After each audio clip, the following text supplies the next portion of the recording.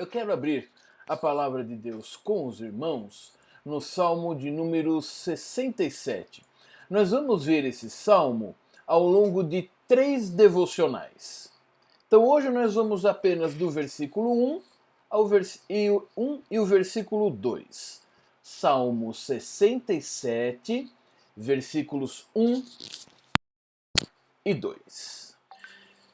Seja gracioso para conosco e nos abençoe, e faça resplandecer sobre nós o rosto, para que se conheça na terra o teu caminho, e em todas as nações a tua salvação.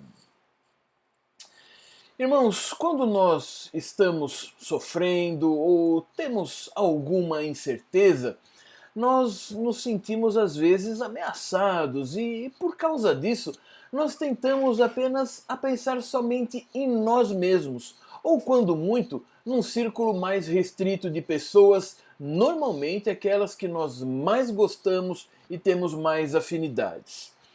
Entretanto, assim como Cristo fez, refletindo o amor que transbordava da Trindade, nós devemos pensar primeiramente em como podemos testemunhar de Deus ao próximo em todos os momentos, principalmente nesse momento de crise. Isto é, ao invés de termos o foco apenas em nós, na nossa angústia, no nosso problema, na nossa dificuldade, na nossa privação e limitação, pensarmos em Deus e por causa disso pensarmos no nosso próximo.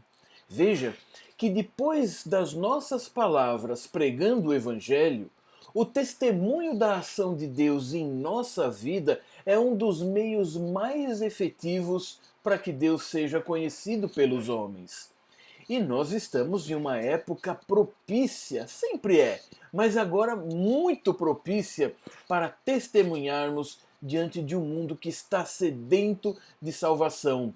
Como vimos ontem na pregação da manhã e da noite, que as coisas refletem o estado em que as pessoas estão. Sempre os homens precisam de Deus, mas em momentos críticos, isso se agrava ainda mais e se evidencia ainda mais. Então vamos ver esses 2 versículos, cada linha nos ensinando alguma coisa para o dia de hoje. A primeira linha lá do versículo 1: seja Deus gracioso para conosco e nos abençoe. Eu não sei se na hora que você leu você percebeu, mas ela é muito parecida com a bênção de Números 6, 22 e 27. Na verdade, é uma repetição. O salmista está de fato relembrando aquela bênção para que Israel não apenas tivesse um conforto naquele momento, mas pudesse ver que desde o início do povo, como povo de Deus, sempre houve a bênção da parte do Pai Celeste, sempre houve o cuidado. Então o povo de Israel, ao ouvir essa bênção repetida, ele traria à memória várias coisas que pudessem dar esperança naquele momento. O povo estava certamente desejoso de que Deus se inclinasse para todas as suas necessidades. O salmista é uma pessoa só, é aquela que escreve, mas certamente ele está representando a voz de todo o povo, de todas as pessoas.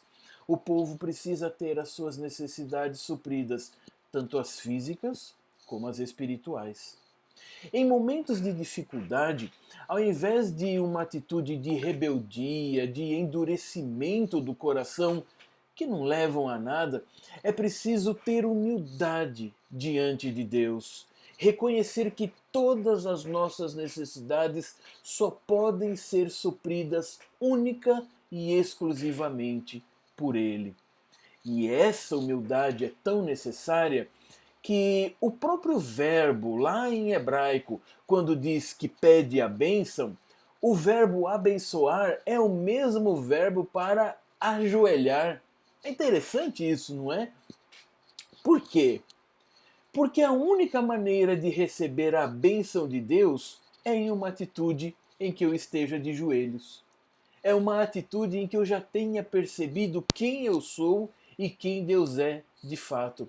Não se pode receber a bênção de Deus querendo ficar de pé, querendo ordenar como se nós estivéssemos no mesmo nível de Deus. Aliás, se nós estivéssemos nesse nível, nós nem precisaríamos de Deus. O ajoelhar, veja que não é se colocar nessa posição, porque você já está. Mas o ajoelhar é reconhecer que você está nessa posição. E é assim que você pode receber a bênção de Deus. Claro, o salmista não está com isso criando uma doutrina e dizendo que você só pode orar a Deus de joelho, clamar a Deus de joelho fisicamente. Não é essa a ideia exatamente. Mas veja, a condição para receber a bênção é de humildade. É daquele que se reconhece inferior e que precisa e vai receber bênção de quem é superior, o próprio Deus. Nada de altivez, nada de rebeldia, mas um calmo e sereno submeter-se à vontade divina. Aliás, não é assim que Cristo fez durante todo o seu ministério? Quem teve mais poder nessa terra do que o Filho de Deus encarnado, Cristo? Quem mais se submeteu nesta terra aos desígnios de Deus, senão este mesmo Cristo, exemplo para nós? Na verdade, irmãos, é nessa humildade, é nessa submissão e receber as bênçãos que Deus tem, que está o nosso poder para vencermos as dificuldades. Não na nossa sabedoria, no nosso engenho, na nossa força, nos nossos planos e agendas, mas sim na submissão. E aí vem a segunda parte desse versículo. Faça resplandecer sobre nós o rosto. Quando você tem um bom relacionamento com alguém, como que funciona? Você olha olho no olho. E quem tem óculos, às vezes até tira o óculos para olhar assim, não é? Irmãos, nós sabemos que alguém está interessado em nossa questão, em nossa pessoa, quando essa pessoa olha para nós. Eu creio que de uma forma ou de outra, todos nós aqui já experimentamos a triste condição de parecer invisível para alguém, como se não existisse. Como isso é ruim, não é? O povo sabe quem é seu Deus, o povo sabe que Deus é poderoso e ele quer que, figuradamente, Deus levante o seu rosto, olhe para ele. O povo está desejoso.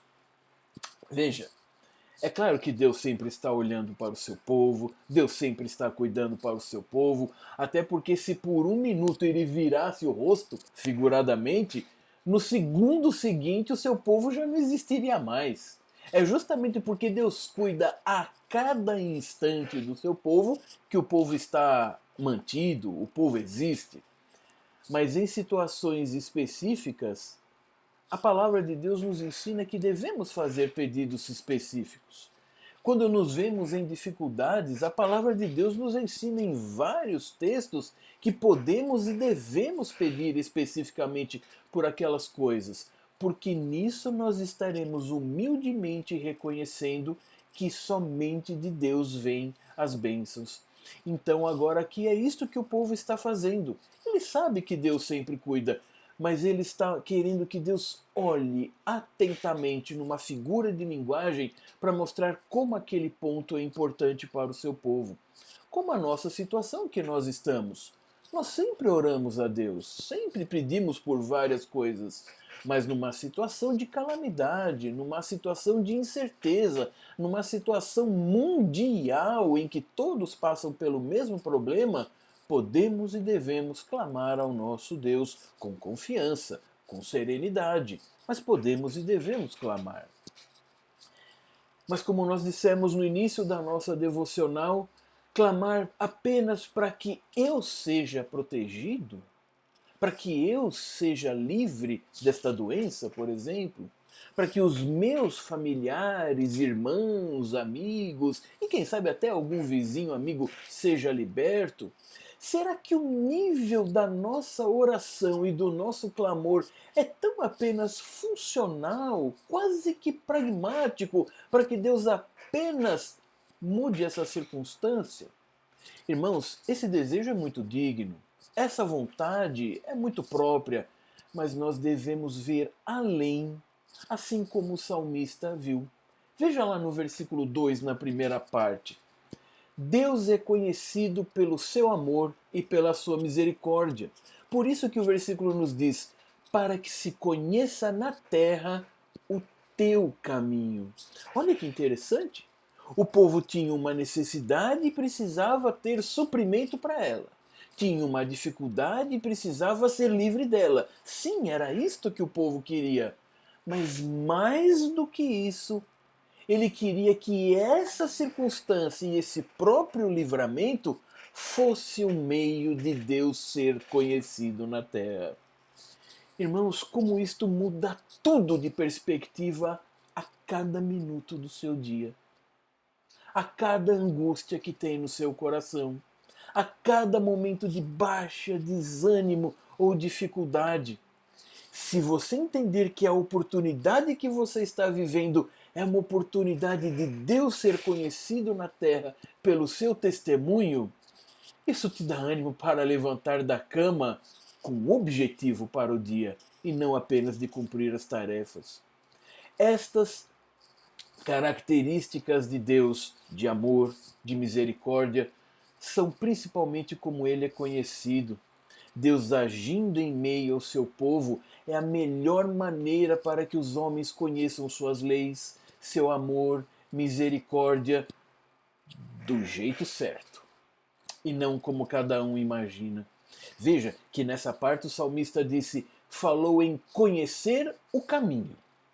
É interessante que não fala necessariamente de livramento, num primeiro momento, não é? É conhecer o caminho. Ou seja, os descrentes vão saber como devem viver, qual deve ser o objetivo de suas vidas, e não esse, tão pequeno como talvez tenham vivido até ali. Nesses tempos, conversando com outras pessoas, mesmo que virtualmente, você já deve ter ouvido frases que têm como teor: afinal, onde está o teu Deus?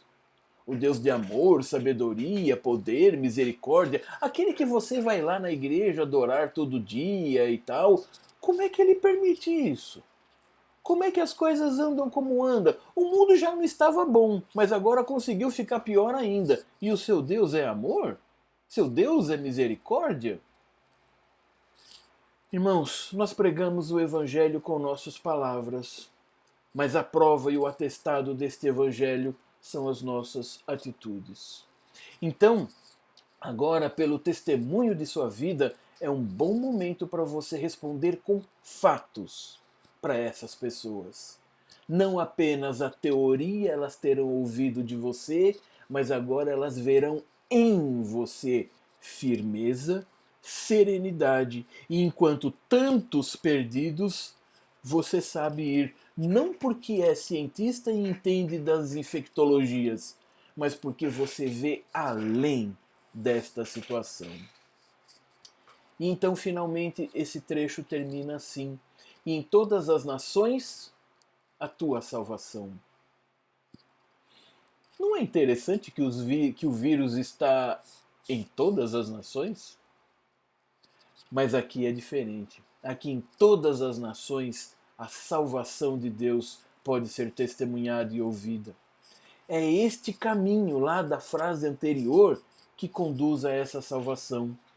Claro, primordialmente a salvação da morte eterna. É isso mesmo que está querendo ser pregado, porque é isso que Deus quer para os homens. Mas aqui não é só isso. É a salvação e livramentos mesmo para essa vida. E o mais interessante é que a palavra salvação aí, nesta linha do Salmo, é o mesmo nome de Josué, que por sua vez é a base para o nome de Jesus. Que tal, hein?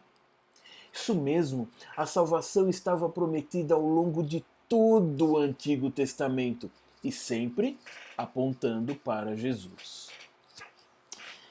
Irmãos, nesses momentos difíceis, lembre-se do seguinte: Jesus é a suprema manifestação da graça e da maior bênção de Deus para os homens, que humildemente dele se aproximam. É ele que fez, faz e fará para o seu povo a maior prova da sua fidelidade às suas promessas.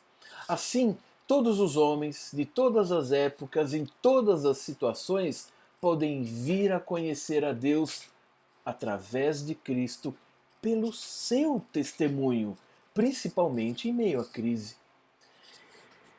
Então, ao invés de sermos condicionados pelo momento em que estamos vivendo, transforme o seu momento pelo poder de Deus, pela instrumentalidade do seu testemunho. Use esse momento em que Deus te concede para proclamar a Cristo a todos os homens que Deus te colocar em contato. Seja virtual, seja presencialmente, com uma palavra temperada nas redes sociais, com uma palavra consoladora em um drive-thru, para os vizinhos, para os membros de sua família que estão aí na sua própria casa, agora com você. Testemunhe em sua vida do grande livramento, da bênção, amor e misericórdia de Deus que transforma situações, transforma corações. Que Deus nos abençoe. Vamos orar uma vez mais? Ó Pai, te agradecemos porque a tua palavra nos dá direção, ensinamento, conforto, ânimo para seguirmos em frente. As nossas forças são fracas mesmo, nós somos débeis, nós somos impotentes, limitados, e ainda como se não bastasse isso, muitas vezes o nosso coração, ainda que em alguma medida pequena, até se rebela diante de situações. Mas que nos ajoelhemos, nos submetamos à tua palavra, às tuas bênçãos, e dali tiremos forças e energia para nós, sim, mas também para testemunharmos aos outros. Que isso seja verdade neste dia, nestas primeiras horas, que seja um dia de exercício e ao final dele, com todas as limitações, erros e falhas, e também o teu perdão garantido para nós, seja um dia produtivo, um dia de sucesso no crescimento do conhecimento do teu Filho Jesus e de ti mesmo. É assim que nós oramos a ti, em nome de Jesus. Amém.